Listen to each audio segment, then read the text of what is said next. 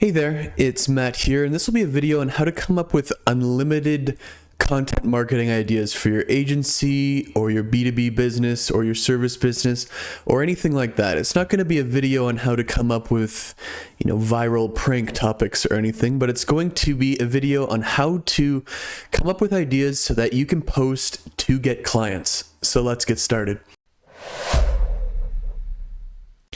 As you already know at this point, the title of the video is Coming Up with Content Ideas is Hard Until You Watch This.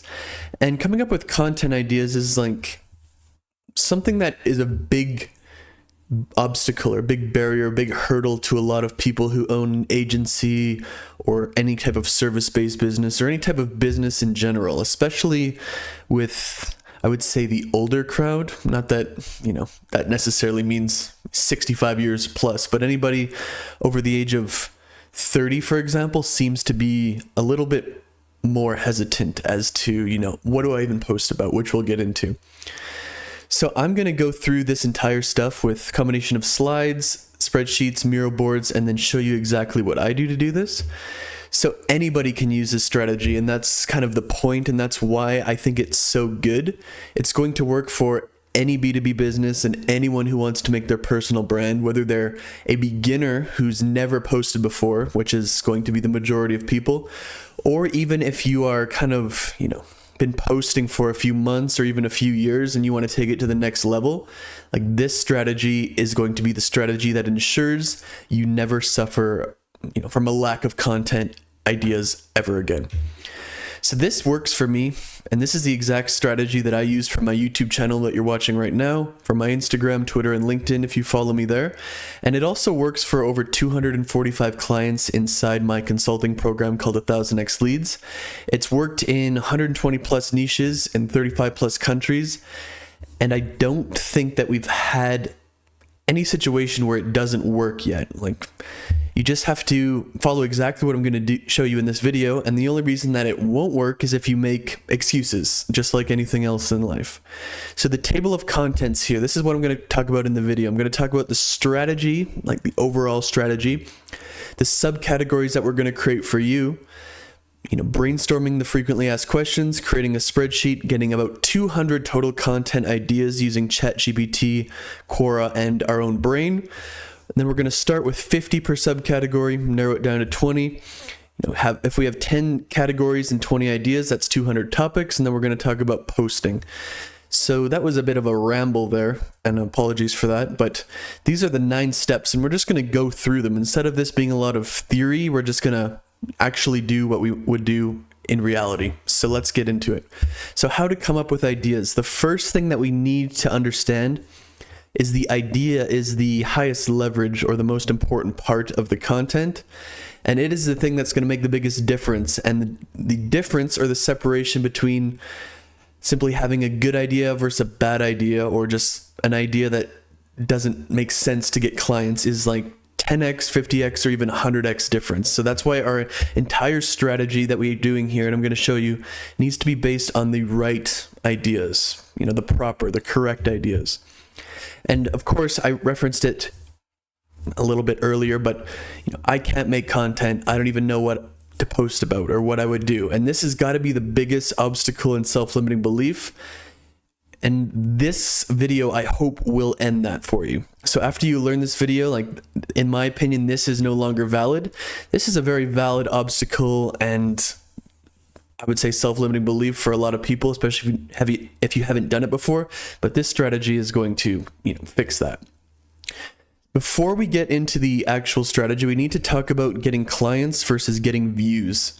And when we're brainstorming content ideas, our goal here is to get actual people to pay us. It's not to get a lot of views or likes or engagement. So often in the context of B2B, these are separate things. What gets a lot of views and engagement typically doesn't lead to clients, and vice versa.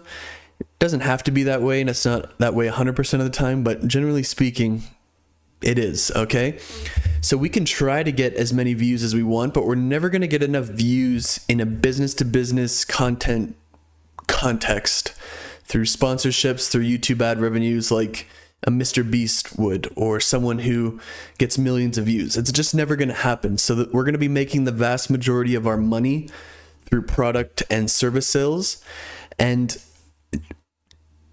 before we get started, we really need to kind of understand that not all views are created equally. 500 business to business views is going to be like 50,000, videos or views for a prank video or something like that, or something that's very entertainment focused. There's just a lot less businesses than there are, people, consumers. And, if someone's searching for an hour-long video on how to solve a very technical B2B business problem, people don't do that when they're scrolling their phone at 3 a.m., just like for prank videos and for entertainment. So they're just not the same thing, and we need to really understand that.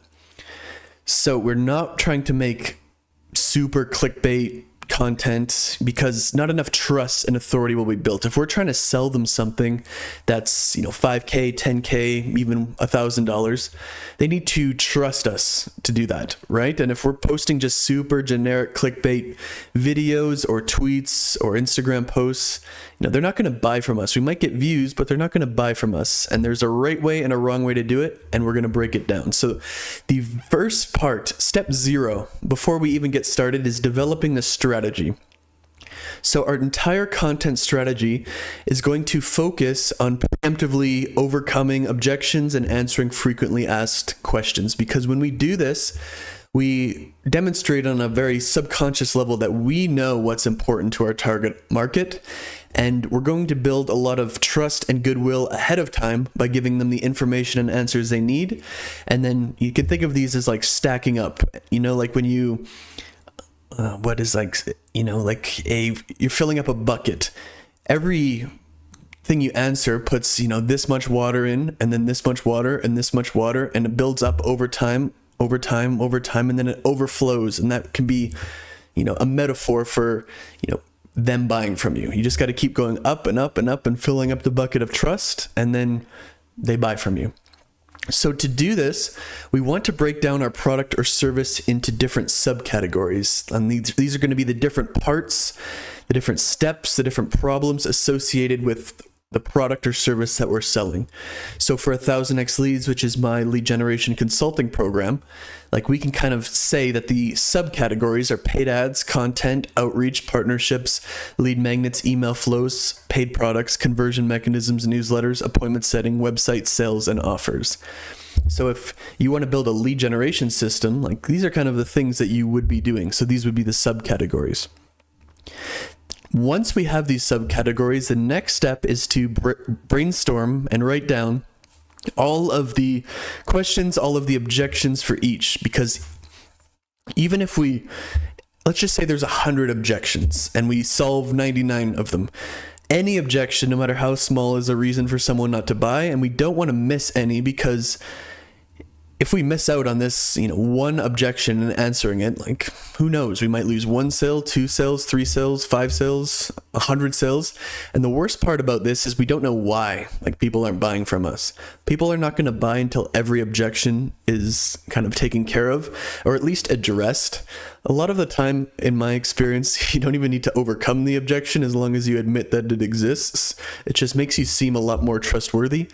But moving on. The next thing we want to do, and I've opened this already, is to create a spreadsheet which contains all of the FAQs and objections and sorts them by subcategory. So something like this, where if we go back and we did my subcategories here, this would be the spreadsheet. So we have the same subcategories at the top that we have on here, and that's the important part here, because this is going to be our content headquarters or our content base or something like that. So some of these might overlap, and that's fine, because if you post on Twitter, for example, 1% of your audience might see it. So there's power in repetition.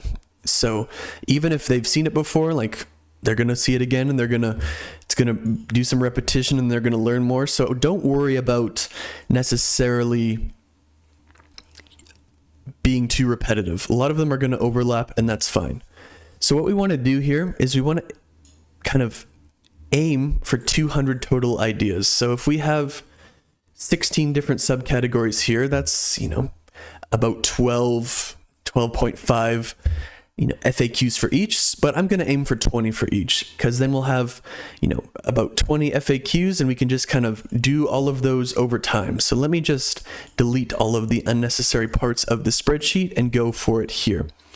So how I like to think of these FAQs and objections is, to some extent, I know what they all are because I've been in this business for a long time, and, the agency target market space. But if you don't know, a very good way is to use ChatGPT, is to go on Quora and actually find which, find what questions people are asking in real time, and using your own brain, like I said. So for example, this is a great ChatGPT prompt that I have used for this in the past. So I'm just gonna copy and paste it over here. So give me 50 high-level FAQs about paid ads for marketing agencies in the context of generating leads. I don't want you to include any basic FAQs. My target market is very smart and they don't need those. I don't want you to use any jargon or buzzwords either. Don't give me an explanation for each, just list the FAQ. I always put that because I'm just looking for the FAQ, and if you don't put something like that, it's going to explain the whole thing too and why. So let's see what we can do here. So we're going to get 50 FAQs here, and we're going to copy and paste all of them into the spreadsheet for each category, and then we're going to kind of narrow them down to 20, because some of these aren't really going to be good. They're just not going to be just what we need type thing. So there we have 50 here, and it's very important to, if you're going to have a spreadsheet like this, at least to clip it like that so it just doesn't overflow. So let's do that, and now let's go to for content, about content marketing. And we're just going to go one at a time. And I might actually do all of this to show you how it would work, even though I think that you're probably smart enough to understand that it's just going to work like this. But we're going to do it anyway. So if you're going to do this, you want to use ChatGPT 4. ChatGPT 3 is going to give you a bunch of garbage. So let's go again over here. About outreach.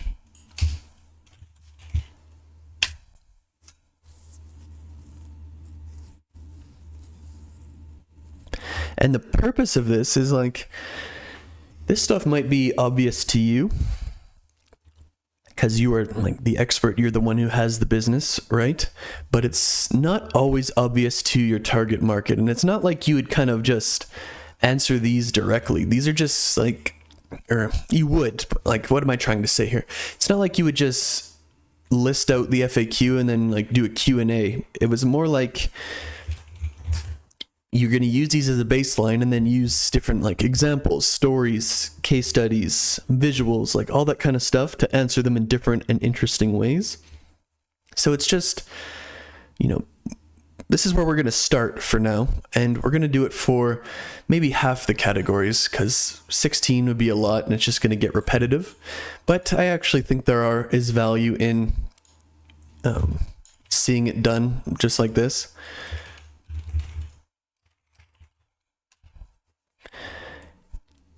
Because, I think, the number one self-limiting belief here is going to be, I don't know what to post about or make content about. So, perhaps this video will break that self-limiting belief for a lot of people. And it's just one of those things. So let's go here, lead magnets. And it's also good to have it like this, because it's going to show you that it doesn't take that long. This video is 14 minutes to date, or so far, and we've already, got 250 content ideas done. So it's not like we have to, do all of this stuff, or, whine about it. I don't know what I'm trying to say.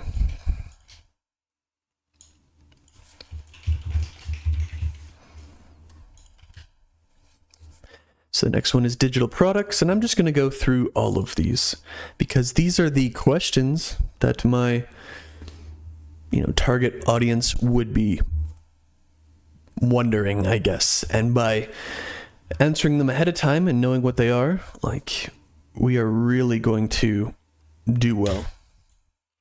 You could also change up this prompt too. So what's the next one? Conversion mechanisms. We're going to just go about converting leads into actual clients. You could also change up this prompt. Like I said, you could make it a lot better. You can make it a lot different if you know you want more specific questions that are niche. It's just, going to be very, very good. So let's keep going. Next is newsletters. So give me 50 high-level FAQs about newsletters.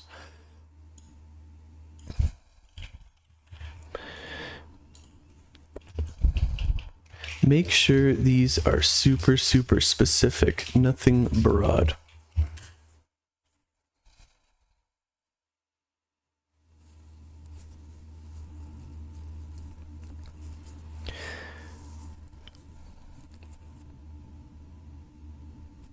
And we're just going to keep going.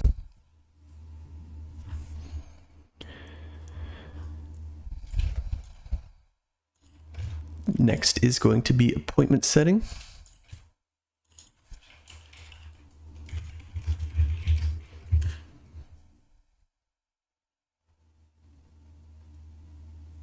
And in software development, there's a term called garbage in, garbage out, right? If your prompt is crap, you're going to get crap in return. So I'm doing this on a video here, but I might mess around with these. If I was really creating a content strategy, and I've already created my content strategy many moons ago, so to speak, but if I was really doing this, I might try to get it a bit more specific, but that is up to you.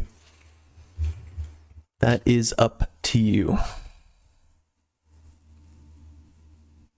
But some of these look pretty strong in my opinion.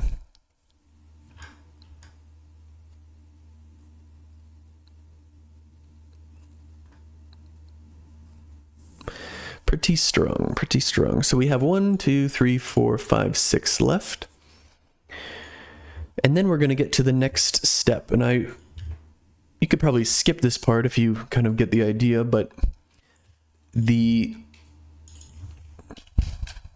what I'm trying to show you here is this is very easy.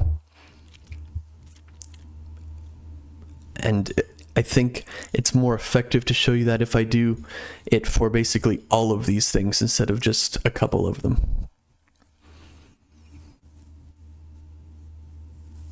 Let's go back.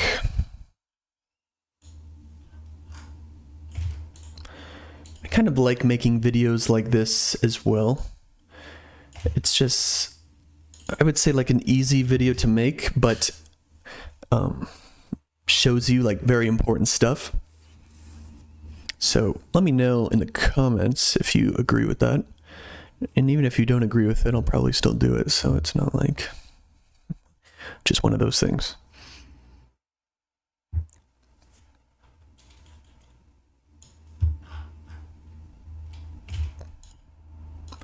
Couple more, only 3 more. Now we're going to get into operations.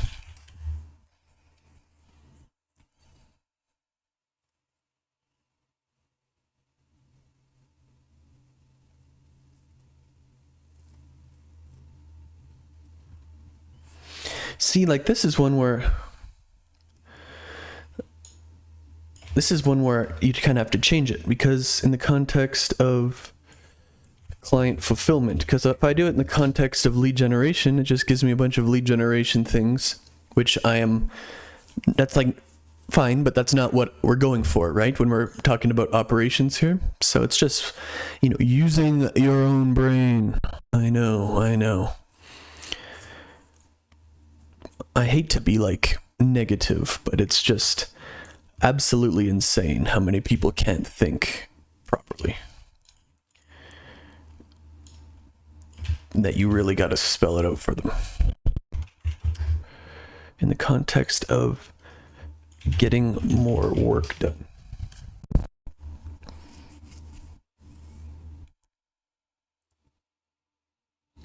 And this is the second last one.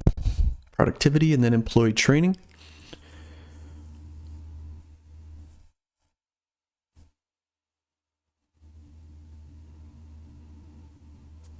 And then we got the fun part of sorting through them. I know. It's actually one of the least fun things you could ever do, but that's a content strategy for you. In the context of getting them to learn everything they need.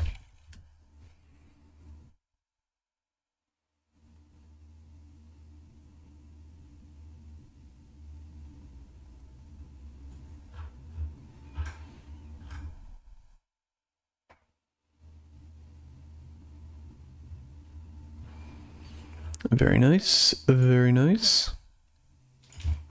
And now we have them all. So let's obviously change it to Montserrat because that's what sophisticated people use. And let's go through them. So let's go back to the thing. So step 6, starting with 50 per subcategory, which is what we have here. And now we got to narrow it down to 20 each. So I like to start with 50 because not all of these are going to be good. Some of them are going to overlap. Some of them are just, whatever. So that's why I start with 50. Starting with 100 is excessive, I would say. And the more you ask ChatGPT for, and not really ChatGPT, but, it's better or it's easier to think of 50 high quality, FAQs than 100 for a human brain or for ChatGPT. So once you do that, you need to, I guess you could say, narrow it down. So what I do is, just drag it like this a little just so I can see it better. So how can I measure the ROI of my paid ad campaigns? That's fine. What are the most effective platforms for paid ads? That's fine. How do I allocate my budget? How do I target high quality leads? That's fine. Metrics. How often? These are pretty good so far. So what I basically be doing is, what are some advanced targeting options? I don't know about that one. So basically what I'm going to do is go line by line until I find some that isn't good. So, and to be honest, the prompt is pretty good. ChatGPT 4, especially the new one, is pretty good. So it's just one of those things. How can I use customer data? What are some... These are pretty good, I'm not going to lie.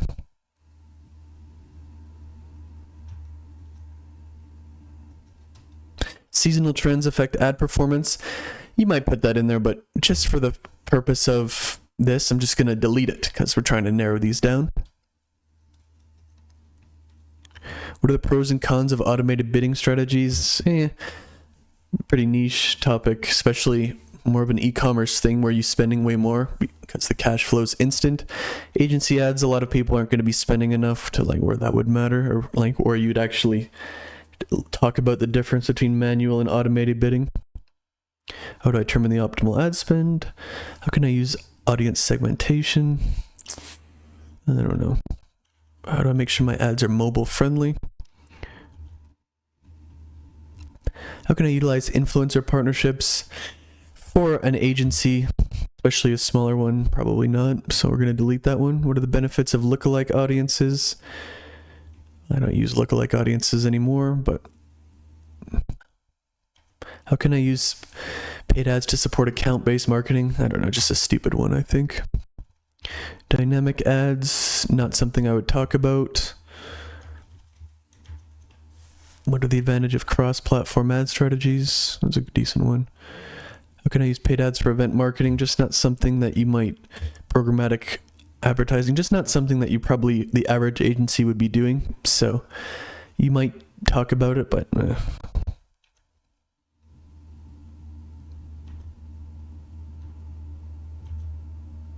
how can I use geo-targeting to improve ad performance? It depends, but I wouldn't probably use that one. What are the key difference between search and display ads? Just so I would say a little obvious. How do I manage and optimize my ads during a crisis? Probably not. How can I stay updated? Probably not.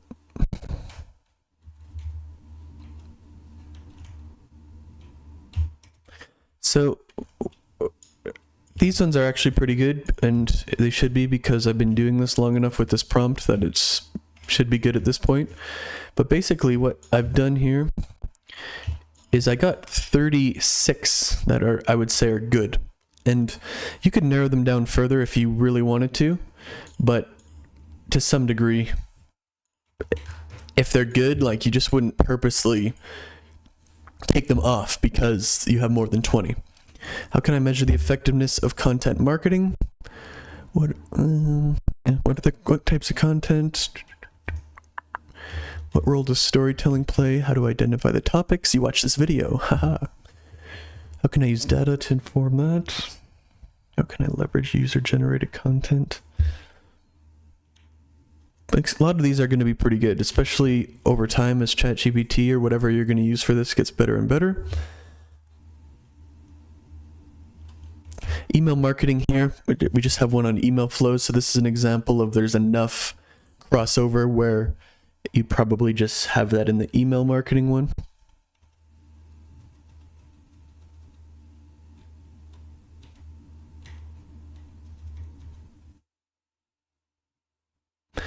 For this one, hosting webinars, in conversion mechanisms, at least in the context of what I do, a webinar falls into that category. So it's just like a repetitive, yes. Interactive content, little vague, I would say. Visual content. What are the benefits of guest blogging? How can I use content to support my sales team? Now that's a nice one. How can I use infographics to communicate complex? Now that's what I'm talking about. Mobile friendly, kind of a necessary one. This is what I'm talking about. ChatGPT speaking my language.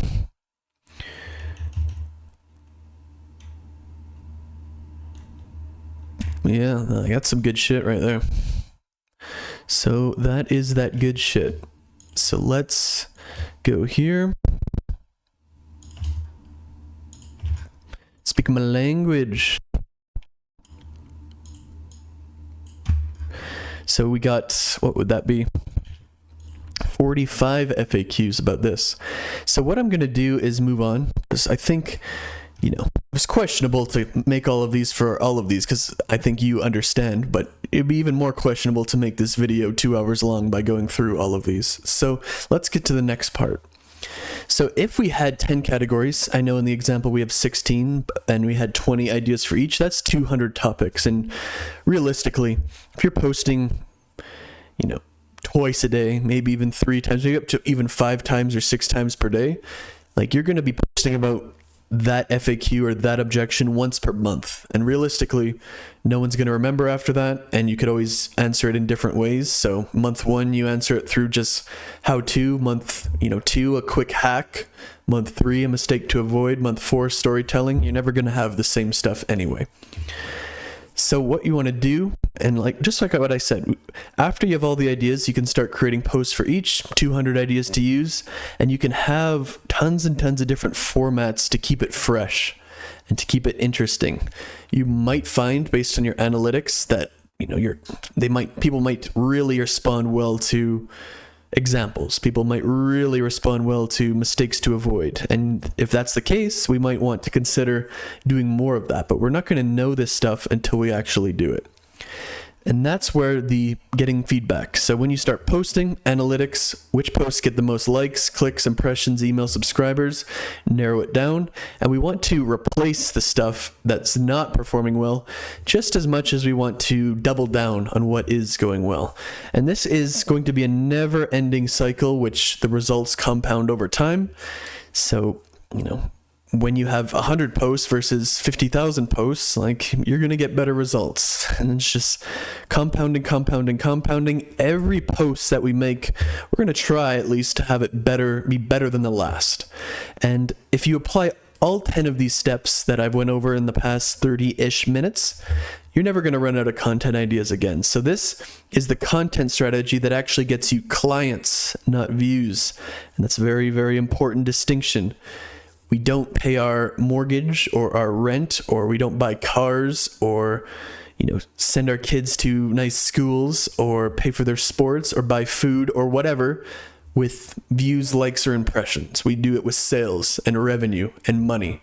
So we do not want to fall into the trap of chasing likes and engagement, and we want to stick to our guns, really. Stick to our guns, because a few thousand subscribers and followers who actually own a business in the target market is better than 100,000 or 1 million that are just randoms that are never going to buy from you. And that's the truth of it. Anyone tells you differently, they're probably trying to sell you some ghostwriting or course that gets you, the metric is number of followers. But like I said, we pay the bills with revenue and sales and profit, not views, likes, and impressions. So I hope this video was helpful. Like, comment, and subscribe, and I will see you in the next one.